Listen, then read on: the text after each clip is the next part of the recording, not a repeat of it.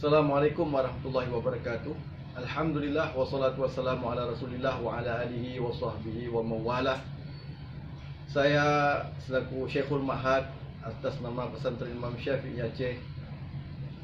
Baru-baru ini kami mendengar sebuah berita yang luar biasa yang mengejutkan kita semuanya, iaitu penusukan terhadap Menteri Perhukam Wiranto.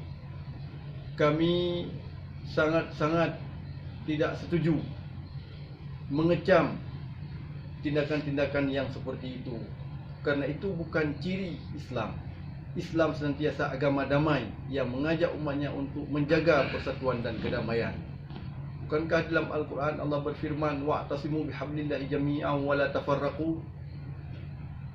Itu intinya bahawa Islam mengajak kita ini untuk bersatu padu. Demikian yang bisa saya sampaikan, bahawa kami tidak rela dan tidak senang dengan kejadian yang seperti itu. Mudah-mudahan Allah jauhkan kita dari hal-hal yang seperti itu ke depannya.